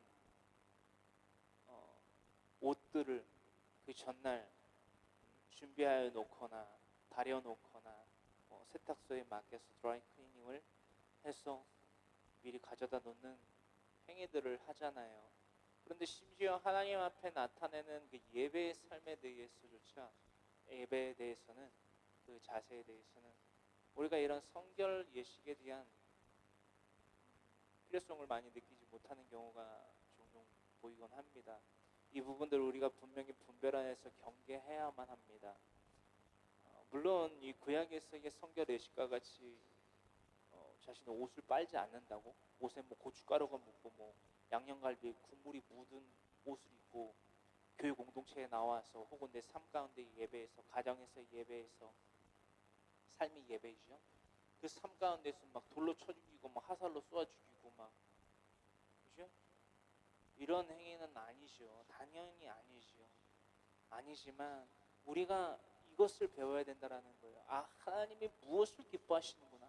하나님이 무엇을 사랑하시는구나. 하나님은 우리의 마음을 보신다고 했어요. 우리의 중심을 보신단 말이에요. 여러분 곰곰이 생각해 보세요. 우리의 마음과 우리의 중심이 흐트러지지 아니한데 우리가 우리의 눈에 보이고 그렇죠? 우리의 귀에 들리고 우리의 손에 만져지는 그 더러운 죄악들을 어찌 우리 안에 가운데 공전하여 놓은 채로 하나님 앞에 나와 예배를 드리고 또한 우리의 삶을 살아갈 수 있겠습니까? 그러므로 말미암아 우리들의 삶은 날마다 뉘우쳐와 고칠 계에 삶을 통하여서 그 회개의 삶을 통하여서 날마다 주님 앞에 깨끗이 죄 씻음 받는 삶을 계속하여 살아가는 회개의 삶, 성령 충만의 삶이에요. 이게 성령 충만의 삶을 삶으로 말미암아 헛된 영광을 구하여 서로 노엽게 하거나 투기하는 자들이 되지 않기를 간절히 소망합니다. 출애굽기서 19장 16절로부터 25절까지의 말씀을 함께 합독합니다. 셋째 날 아침에 우레와 번개와 빽빽한 구름이 산 위에 있고 나팔 소리가 매우 크게 들리니 진중에 있는 모든 백성이 다 떨더라. 여러분, 이것이 바로 경외함의 아주 근본된 아주 정확히 명확히 해석되어 있는 물리적인 현상이에요. 이게 경외함이에요. 하나님을 날마다 두렵고 떨려하는 대상으로 삼는 것, 그것이 바로 우리 예배자들의 대상이 되어야만 됩니다. 예수 그리스도로 말미암아 십자가 내 속에 은혜한 부활사건 승천하심으로 말미암아 우리에게 더하신 영생의 기회, 그것이 방종으로 일삼아지지 않게 됨으로 말미암아 우리가 페이라종, 멸망할 수밖에 없는 시험에 봉착하지 않게 될 수 있는 유일한 수단이요, 죄를 미워함과 더불어서 죄에 대한 노여움과 근심을 날마다 거두지 암과 더불어서 에스겔서 3장이지요. 암과 더불어서 날마다 하나님을 두렵고 떨림으로 바라보며 여기며 살아가는 우리의 모습이 여기 이 16절의 말씀에 이 이스라엘 백성들의 행적을 통하여서 분명히 알려졌다라는 거예요. 오늘날 우리가 이들처럼 하나님 앞에서 살아가고 있는지. 셋째 날 아침에 우리와 번개와 빽빽한 구름이 산 위에 있고 나팔 소리가 매우 크게 들리니 진중에 있는 모든 백성이 다 떨더라. 나팔 소리, 우리가 나중에 말씀들을 통해서 알아보겠지만 이 나팔 소리는 스랍들이, 그죠? 하나님의 천사들이 분 것으로 해석되고 있습니다. 이 나팔 소리가 훗날, 그죠? 데살로니가전서 4장 16절로부터 기록되고 있는 예수님의 재림의 때에 분명히 일어나게 된다라는 것입니다.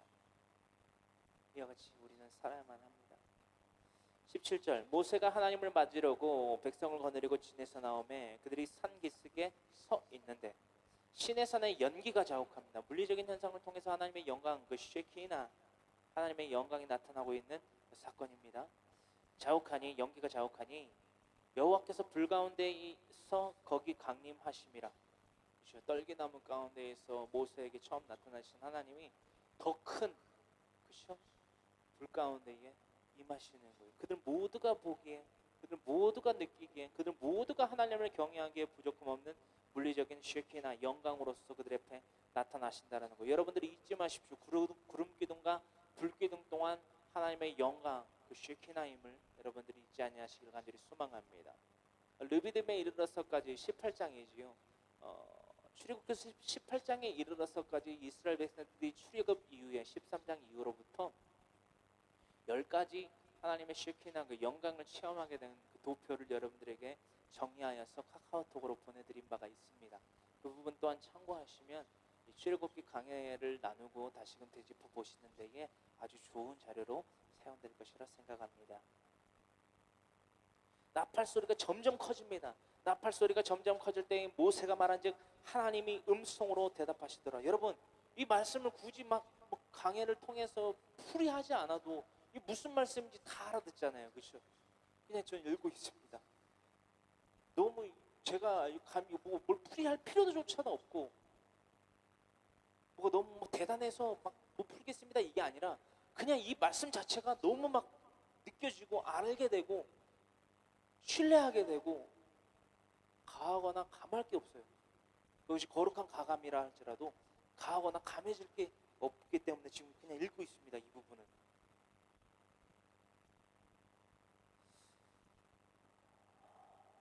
나팔 소리가 점점 커질 때에 모세가 말한즉 하나님의 음성으로 대답하시더라.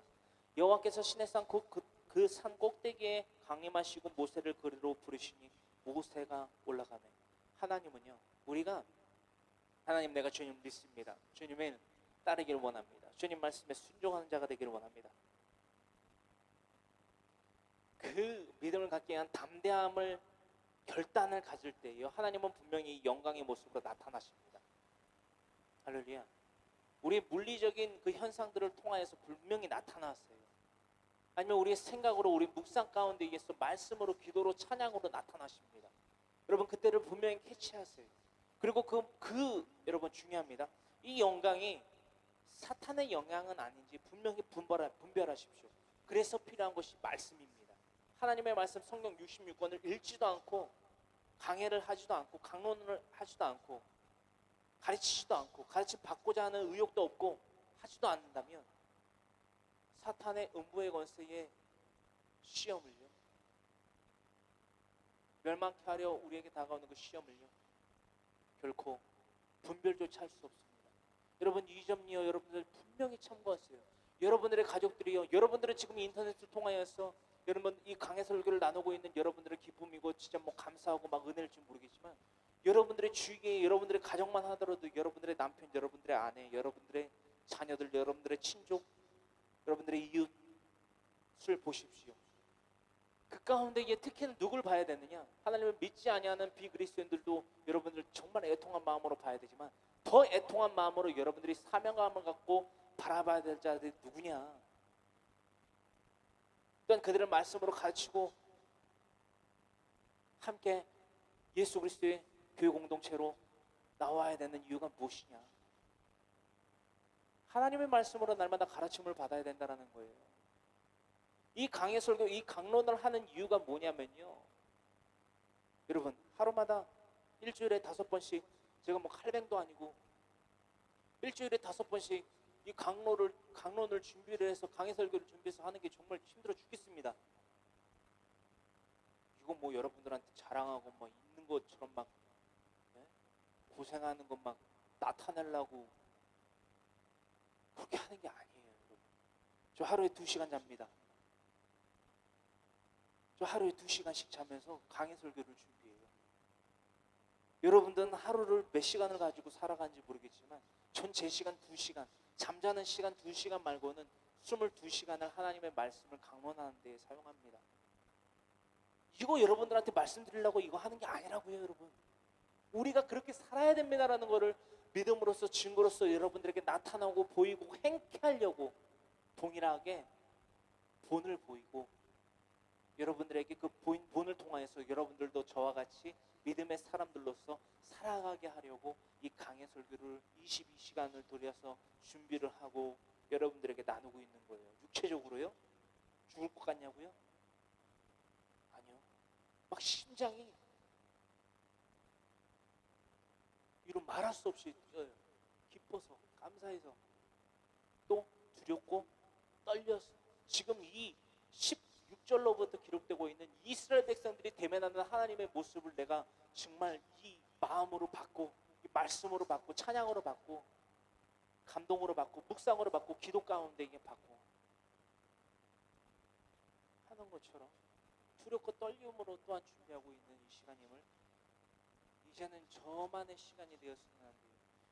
여러분들이 사랑한다라고 말하는 남편과 아내와 여러분들의 자녀들과 친지와 이웃들이요,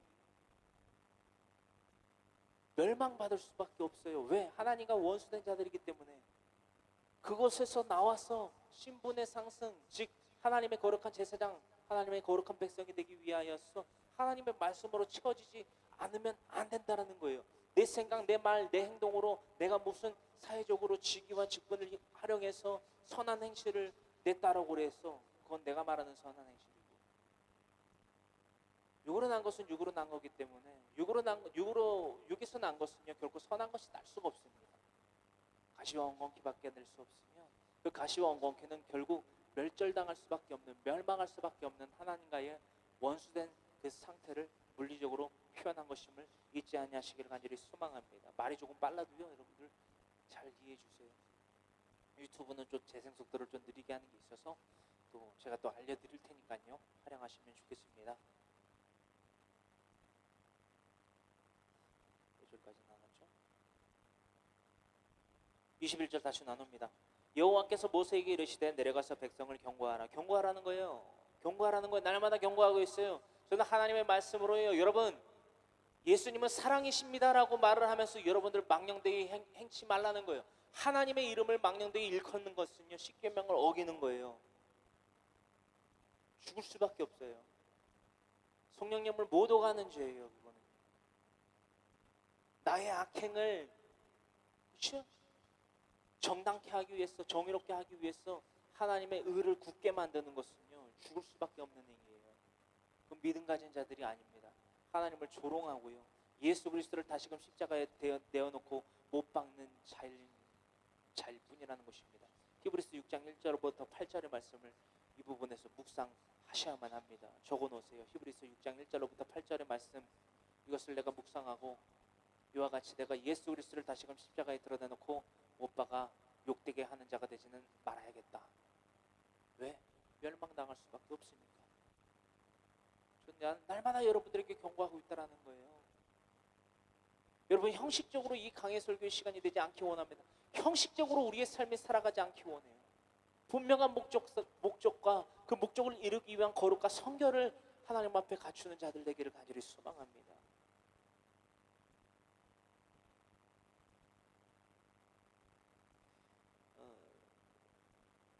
22절, 또 여호와에게 가까이 하는 제사장들에게 금물 성결하게 하게 하라. 나 여호와가 그들을 칠까 하노라. 일반 백성들뿐만이 아니라 제사장들에게조차도 금음을 성결하게 하게 하라. 나 여호와가 그들을 칠까 하노라. 아직 여기서 말하는 제사장은요, 완전한 하나님의 거룩한 제사장에 대해서 언급이 사실 아닙니다. 여러분, 이 부분에 대해서는 계속해서 알아볼 거예요. 23절, 모세가 여호와께 아뢰되 주께서 우리에게 명령하여 이르시기를 산 주위에 경계를 세워 산을 거룩하게 하라. 시내산 호렙산, 하나님의 영광이 그 땅 가운데에 드러나기 때문에 이 땅 거룩하게 하라는 거예요. 그렇죠? 떨게나무 가운데에 나아갔던 모세의 그 신을 벗기신 것과 같이 그 땅을 거룩하게 하라는 거예요. 내가 너희와 만나고자 하매니. 누가요? 하나님은 이들의 옷을 빨게 함으로, 그들의 옷을 빨게 함으로 그들에게 성결을 나타나게 하심으로 말미암아 그들의 흰 옷을 보고자 하신 것이 아니에요. 궁극적으로 그들의 흰 옷을 통하여서 하나님이 그들에게 나타난 영광을 통하여서 내가 너희와 함께하는 여호와 하나님이다라는 것을 세메온 또 옷으로 나타나신 것처럼 이들 또한 이 믿음의 증거를 나타내야만 됐어요. 하나님의 구름과 불기둥으로 그들을 광야 땅에서 이끌어내시고 홍해를 건너시고 그들을 보호하신 것처럼 이들 또한 하나님께 대한 증거를 나타내야만 됐어요.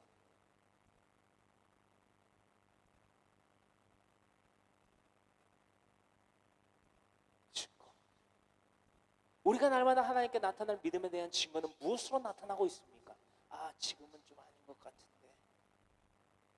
아, 지금 내 아내에게 예수님에 대해서, 성경에 대해서 말하면 안 될 것 같은데. 이게 증거입니까? 여러분, 그건 하나님을 믿는 거 아니에요.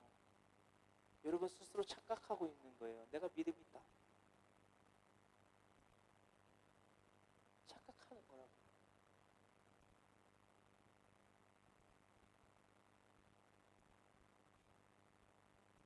요한일서의 말씀 기억하십니까? 내가 믿음이 있다고 하는데 행함이 없다. 영혼 없는 몸이 죽은 것과 같이 행함이 없는 믿음은 죽은 거다. 뭐예요? 죽었는데 어떻게 믿음이 있어요? 행함이 없는 믿음은 죽은 믿음인 것을 여러분들 다시금 잊지 아니하시길 간절히 소망합니다. 이것을 예표한 거예요. 이들의 성결에 대한 그 표징을요, 옷을 통해서 자신들의 옷을 빨므로써 나타내게 하신 이유가 바로 여기 있다라는 것입니다. 할렐루야.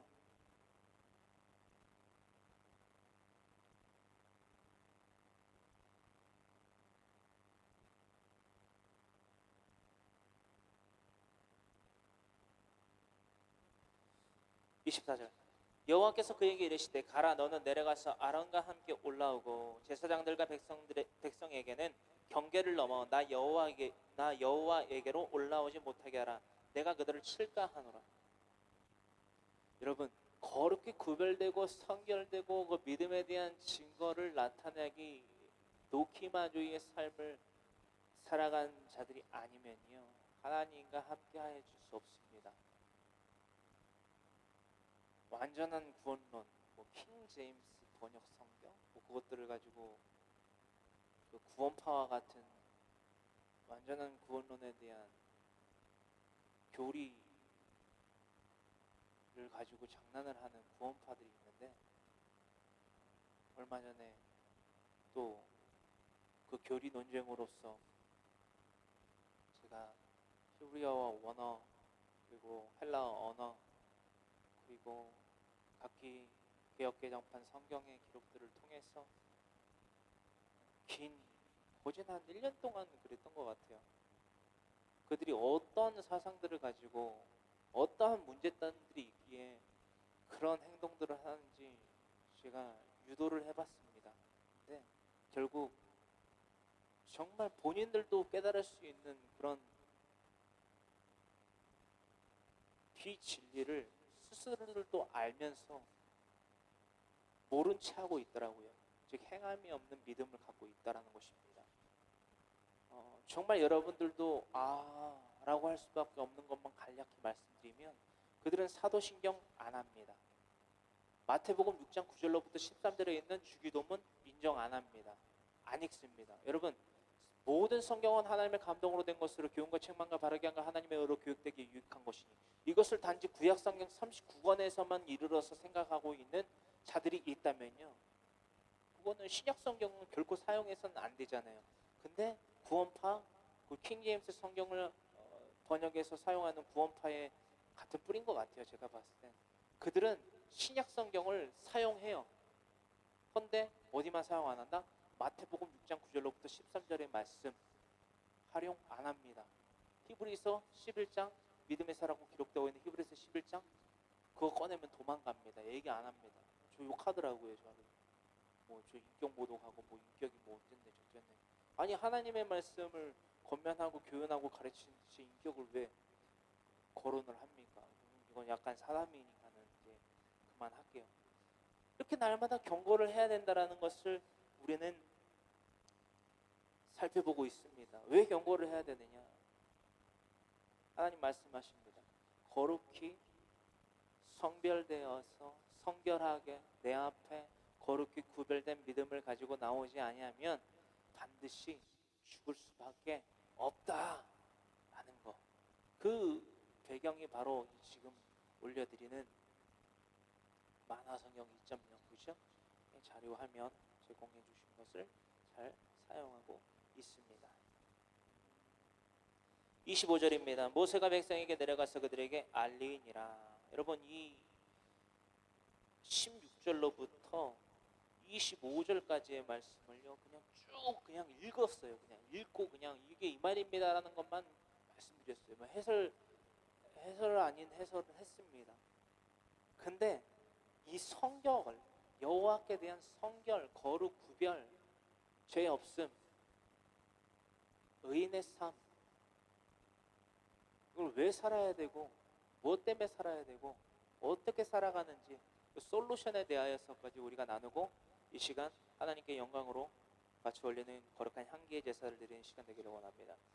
이 말씀에 대하여서요, 하나님이 이 시내산에서 모세를 통하여 그 장로들을 통하여 그 이스라엘 백성들을 거룩히 구별시키고자 하시는 그 두루마기를 빠는, 자신의 옷을 빨게 하시는 그 성결의식이요, 성결의식이 왜 필요하는지 요한계시록 22장 10절로부터 15절의 말씀에 분명히 기록되어져 있다라는 거예요. 하나님 말씀하십니다. 그렇게 경계를 구분짓고 그 경계를 넘어 나 여호와에게로 죄 있는 자들이, 그렇죠? 거룩히 구별되지 못한 성별되지 못한 자들이 넘어온다면 반드시 그들을 칠 거다. 그렇죠? 24절에, 그렇죠? 22절에, 24절에 동일하게 하나님의 영광 가운데서 나타난 하나님의 음성이 모세에게 알려졌다라는 거예요. 이거를 아주 구체적으로 해석한 말씀이 있습니다. 왜 구별되어야 되고, 왜 자신의 두루마기를 빨아야 되고, 자신의 옷을 빨아야 되고, 왜 죄 없음 가운데에만 하나님께 들어갈 수 있는가? 왜 들어가는가? 어딜 들어가는가? 이 말씀에 대하여서 우리가 요한계시록 22장 10절로부터 15절의 말씀을 함께 합독하기를 원합니다. 또 내게 말하되 이 두루마리 애언의 말씀을 임봉하지 말라. 때가 가까우니라. 날마다 마지막 때를 의미하고 있어요. 요한계시록뿐만이 아니라 사복음서, 그죠? 또한 육체에 대한 멸망에 대한 기록에 근거하여서는 구약에서 항상, 그죠? 메비우스를 맴돌듯이 항상 그 멸망에 대한 마지막 때에 대한 메시지의 경고의 메시지를 하고 있었다라는 거예요. 노아의 방주 때로부터, 그죠? 뭐 소돔 땅으로부터, 그죠? 날마다 그랬죠. 11절, 불의를 행하는 자는 그대로 불의를 행하고 더러운 자는 그대로 더럽고 의로운 자는 그대로 의를 행하고 거룩한 자는 그대로 거룩하게 하라. 어떤 말씀인지 아시겠죠? 날마다 자기 두루마기를 빠는 자들에 대한 의미라는 거예요. 죄의 속성을 지금 이렇게 두루마기에 대하여서, 그 의복에 대하여서 이렇게 기록하고 있다라는 것입니다. 오늘 나는 출애굽기 19장의 말씀에 대한 해석이 자연스럽게 관통되고 있다라는 거예요. 12절, 보라 내가 속히 오리니 내가 줄 상이 내게 있어 각 사람에게 그가 행한 대로 갚아주리라. 하나님은요, 정의의 공의의 하나님이세요. 내가 죄가 있는데 그 죄를요, 이 땅 가운데 하나님 앞에 뉘우칠 해와 고칠 길을 통해서 날마다 깨끗이 정결함을 받아야만 되는데, 그러지 아니하고 죄 있는 상태 가운데에게서 예수님이 재림하신다? 그 사람 들려받지 못합니다. 공중재림 못 받습니다. 공중재림 가운데 구원 못 받습니다. 데살로니가전서 4장 16절부터 기록되고 있는 예수님의 그 재림의 때에 들려 올림을 못 받는다는 거예요. 뭐가 있으면? 죄가 있으면. 행한 대로 갚아주리라. 요한계시록 20장 12절로부터 기록되고 있는 백보자 심판 또한 우리가 참고해야 될 바이며 우리가 훗날 나눠볼 것입니다. 13절, 나는 알파와 오메가여 즉 처음과 마지막이요 시작과 마침이라. 하나님께서 말씀하십니다. 14절, 자기 두루마기를 빠는 자들은 복이 있다. 복이 있으니 이는 그들이 생명나무에 나아가며, 할렐루야, 생명나무에 나아가며, 이게 하나님이 우리에 대한 기대라는 거예요. 여러분, 제가 미리 그 코멘트를 드릴게요. 왜 출애굽한 백성들이 출애굽에서만 하나님의 영광이 그치지 않고, 그죠? 하나님의 베푸시는 영광이 그치지 않고 구름과 불기둥으로 그들을 인도해내시고 홍해를 건너게 하시고, 즉 모세를 통한 모세의 세례를 받게 하시고, 그죠? 신약에서는 세례 요한에게 행하게 하신 그 세례가 있다면, 이 구약에서는 예수님을 예표하는 모세를 통한 세례를 받게 하셨다라는 거예요. 이스라엘 민족들이. 할렐루야. 그 세례를 통한 것뿐만이 아니라 그 세례에서 그치지 아니하고 이 시내산에서의 정결례식, 성결례식을 통하여서, 그죠? 그 전에는 뭐를 통하여서? 그 미리암, 그 시보라와 그 게르솜과 엘리에셀을 만나게 하심을 통하여서, 그죠? 천부장과 백부장과 50부장과 10부장을 세우신 것, 그리고 아말렉과의 전투를 승리를 이끄신 것, 무리바 마사 사건을 일으키신 것, 이 모든 행적들이요,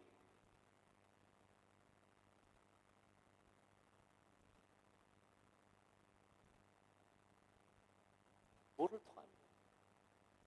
무엇을 위함이냐? 생명나무로 나아가기 위하여 이들을 이끄시는 것입니다. 여러분, 생명나무가 불담으로 막혔잖아요. 그렇죠?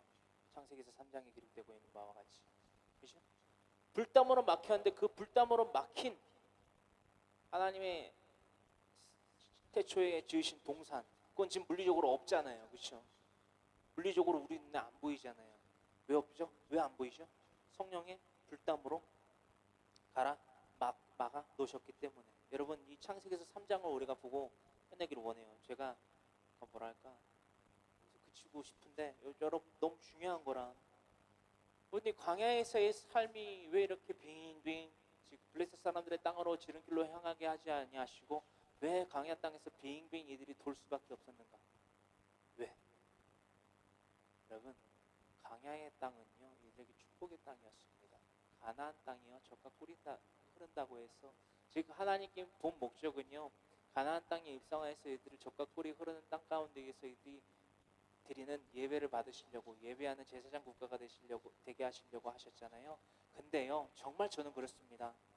여러분, 그들이 훈련받은 광야의 땅에서 하나님이 베푸신 영광이요, 참으로 놀랍습니다. 나누고 있어요. 아직 안 끝났어요.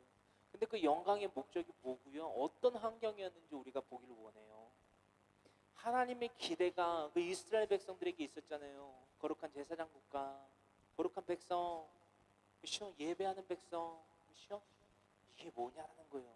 이게 하나님의 기대인데 이 하나님의 기대가 어떠한 중심 가운데 나타나셨는지 우리가 보길 원해요.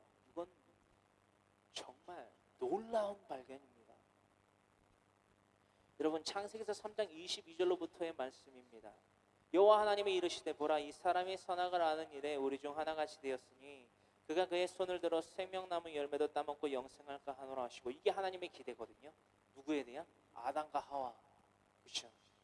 자신의 욕심으로 말미암아 페라조의 삶을 통하여서 자신이 멸망할 수밖에 없는 시험 가운데 봉착해서 결국 선악과를 따먹고 멸망받았잖아요. 그렇죠? 영생할 수 있는 그 하나님과의 관계 가운데에서 유한한 생명을 얻었잖아요. 즉 죽음의 멸망을 받았잖아요. 저주로서. 그렇죠? 근데 그러한 아담과 하와에게조차 하나님은 이 기대를 가지셨다라는 거예요. 그리고 그 기대가 온 인류에게 더해졌고 말입니다. 그리고 그 기대가 온 인류 가운데에 처음 그 야곱의 족속 이스라엘에게 창세기서 12장, 15장, 18장의 말씀을 통하여서 아브라함으로부터 아브라함의 선조로 된 야곱의 족속이 이 기대를 하나님 앞에 실현받았다라는 거예요. 어떤 말씀인지 아실까요? 하나님은요 말로만 하시는 분이 아니에요. 말로만 내가 너희를 사랑한다, 너희를 사랑한다, 이게 너에게 위로가 된다, 이런 분이 아니세요. 물리적으로 이 땅 가운데에 나타내서요. 여러분 이스라엘 백성들이요 도대체 광야에서 뭘 받았는지 여러분 오늘 저랑 나누고 마치기를 원해요. 저는 정말 이 두란노에서처럼 사도 바울의 날마다 그 하루에 5시간씩 하나님의 말씀을 강론했다고 합니다. 제 말에는요 하루에 5시간씩 강론하는 거예요. 여러분들이 정말 힘들고 함께 하기가 버거우실지 모르겠지만 그래서 제가 가급적이면은 하루에 한 장씩 이렇게 나누고 있습니다. 그 이스라엘 백성들에게 그 태초로부터 그 원죄에 대한 그 국렬함에서 발현된 하나님의 기대와 소망이요 어떻게 이스라엘 백성 그 야곱의 족속들에게 일어나는지 우리는 지금 이 말씀을 통해서 나누고 있다라는 거예요. 창세기서 3장 세상에 나무 열매도 그 생명나무 열매도 따먹고 영생할까 하노라 하시고 하나님의 기대는요 이 이스라엘 백성들 야곱의 족속들이요 거룩한 제사장 국가가 됨과 동시에 이 생명나무 열매를 취하여 먹게 될 성령의 불담을 허물고 믿음으로 성결로서 거룩으로서 성령의 불담을 허물고 나와 함께 영원한 사귐에 동참하는 자가 되기를 원한다. 이들이 제사장 국가가 되어서 온 전 세계가 of the world 모든 전 세계가 나의 백성이 되기를 원한다. 이게 신정 통치 하나님의 바라시는 시스템이었다라는 거예요. 지금도 그 시스템은 변함없이 예수 그리스도를 통해서 그 복음을 통해서 우리 땅 가운데에 실현되어야만 된다라는 것입니다. 이것이 지상의 천국이 될 수 있는 비결이에요.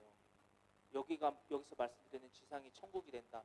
내가 밟고 있는 이 땅 광야 땅이 천국이 된다라는 의미에서만 그치는 것이 아니라 하나님이 원하시는 기대와 소망이 바로 이것이다.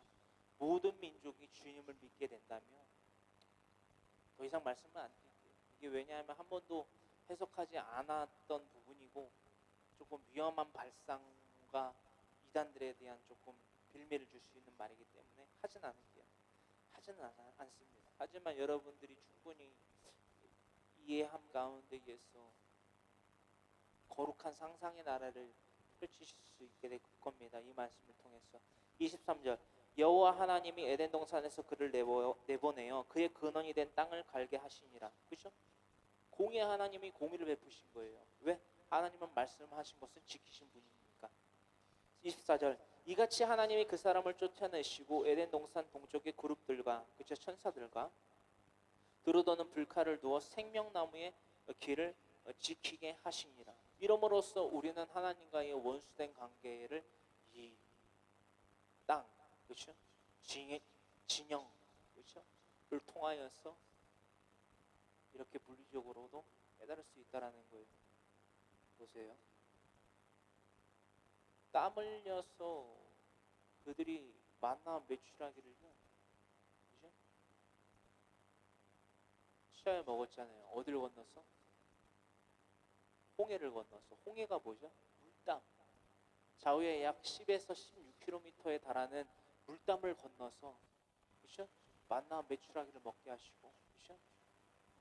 우리와 마사 사건 가운데에서 반석을 치게 하시고, 호렙의 반석을 치게 하시고, 그 가운데에서 물이 나게 하시고, 아말렉과의 전투에서 승리하게 하시고, 그죠? 미디안 제사장 이드록의 장인과 함께 십보라와 게르솜과 엘리에셀을 만나게 하시고, 감독한 그 지휘관들을 세우게 하시고, 오늘 출애굽기서 19장까지의 말씀의 개요들을 쭉 살펴보세요. 핵심 사건들을요. 이게 뭐냐면요, 여러분.